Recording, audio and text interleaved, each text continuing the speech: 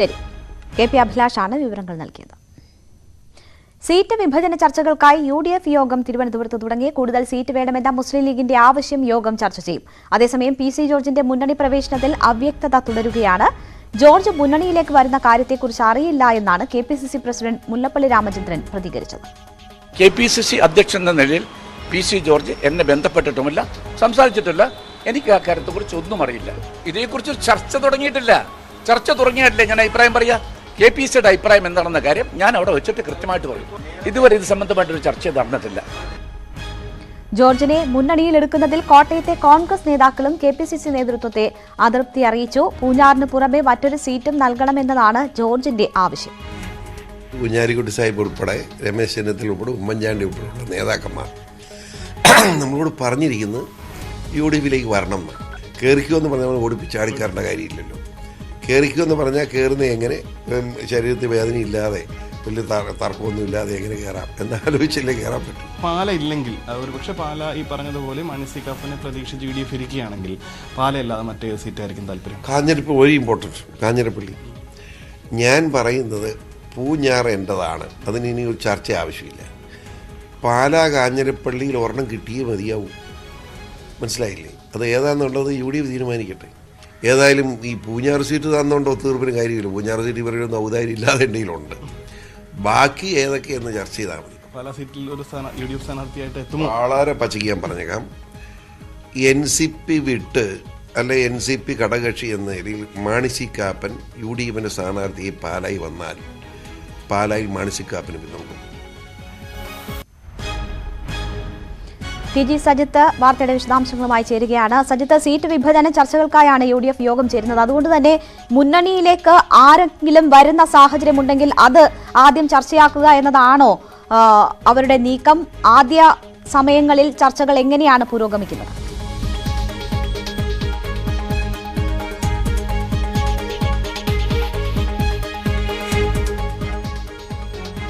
TG Sajith വിവരങ്ങളുമായി ചേരുകയാണ്.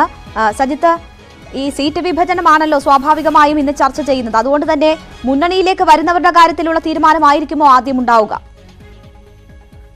മുന്നണിയിലേക്ക് വരുന്നവരുടെ കേസിൽ ഒരു അന്തിമ തീരുമാനം ഇന്ന് ഉണ്ടാവുമെന്ന് നമുക്ക് ഉറപ്പു പറയുക വയ്യ. കാരണം ഇക്കാര്യത്തിൽ ചില ആശയക്കുഴപ്പങ്ങൾ ഇപ്പോഴും തുടരുന്നുണ്ട്. പ്രത്യേകിച്ച് PC ജോർജിന്റെ കാര്യത്തിൽ. PC ജോർജിനെ മുന്നണിയിൽ എടുക്കണമോ, പുറത്തു നിർത്തി ഒരു സഹകരണം സാധ്യമാകുമോ, ഇക്കാര്യങ്ങളാണ് മുന്നണി നേതൃത്വം പരിശോധിക്കുന്നത്. ഇതിൽ മുസ്ലിം ലീഗ് അടക്കമുള്ളവരുടെ നിലപാട് ഇക്കാര്യത്തിൽ നിർണായകമാണ്. പ്രാദേശിക തലത്തിൽ PC ജോർജിനെതിരെ വലിയ വികാരമുണ്ട്. നേരത്തെ ഒരു മുസ്ലിം വിരുദ്ധ പരാമർശമൊക്കെ അദ്ദേഹം നടത്തിയ സാഹചര്യത്തിൽ അതൊക്കെ പ്രവർത്തകർക്കിടയിൽ വലിയ തരത്തിലുള്ള പ്രതിഷേധത്തിന് ഇടവച്ചിട്ടുണ്ട്. അപ്പം സ്വാഭാവികമായും ഘടകകക്ഷികളുടെ നിലപാടുകൾ ഇത്തരത്തിലുണ്ടാവും. എന്തായാലും ഇക്കാര്യത്തിലുള്ള ആലോചന നടന്നേക്കും. ഇന്ന് പൂർണ്ണമായ ഒരു പ്രഖ്യാപനം ഇക്കാര്യത്തിൽ ഉണ്ടാകുക എന്ന് നമുക്ക് കരുതുക വയ്യ. എന്തായാലും മുന്നണിയുടെ ഒരു പൊതു ചർച്ച ഏത് തരത്തിലെന്നുള്ളത് ഇന്ന് അറിയാൻ കഴിയും. ഒപ്പം കുറച്ച് സീറ്റുകൾ ഈ വരാൻ സാധ്യതയുള്ളവരെ കണ്ട് കുറച്ച് സീറ്റുകളുടെ കാര്യത്തിൽ തീരുമാനം പിന്നീട് വെച്ച് ബാക്കിയുള്ള സീറ്റുകളുടെ കാര്യത്തിലായിരിക്കുമോ ഒരു തീരുമാനം?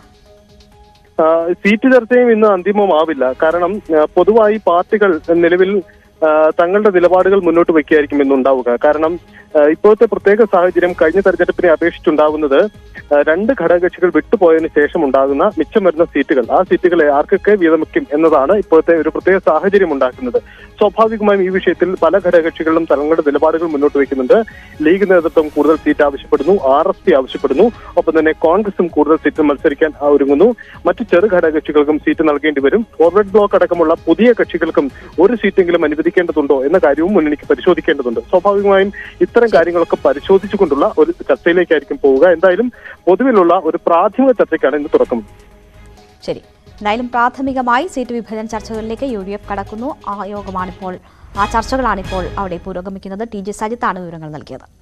വയനാട്ടിലും സീറ്റ് വേണമെന്ന ആവശ്യവുമായി മുസ്ലിം ലീഗ്. കൽപ്പറ്റ നിയമസഭാ സീറ്റ് ആവശ്യപ്പെട്ട് മുസ്ലിം ലീഗ് കൽപ്പറ്റ മണ്ഡലം കമ്മിറ്റിയുടെ പ്രമേയം ജില്ലാ കമ്മിറ്റി അംഗീകരിച്ചു. സംസ്ഥാന നേതൃത്വത്തിനും ഇക്കാര്യത്തിൽ അനുകൂല നിലപാടാണെന്ന് ജില്ലാ നേതൃത്വം വ്യക്തമാക്കി.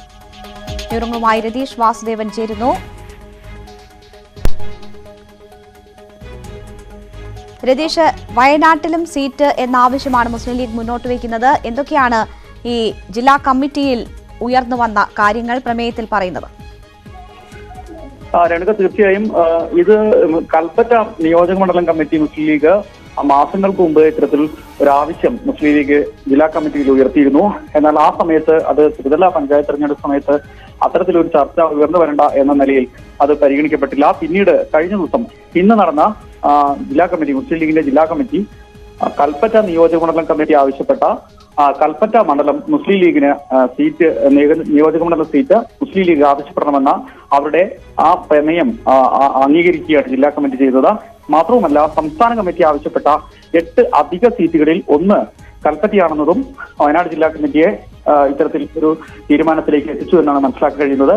എന്തായാലും പ്രവർത്തകർ വലിയ ആവേശത്തിലാണ്. കാരണം നിലവിൽ സിറ്റിംഗ് സീറ്റ് LDF ആണ് നിലവിൽ കൽപ്പറ്റയിലുള്ളത്.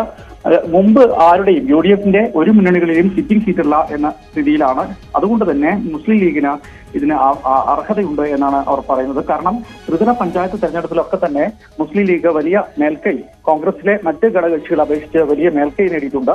ആ മേൽക്കൈയുടെ അടിസ്ഥാനത്തിൽ തന്നെ കൽപ്പറ്റ ജനറൽ മണ്ഡലമായതുകൊണ്ട് തന്നെ തങ്ങൾക്ക് വേണമെന്നാണ് ഇപ്പോൾ മുസ്ലിം ലീഗ് ഉന്നയിക്കുന്നത്.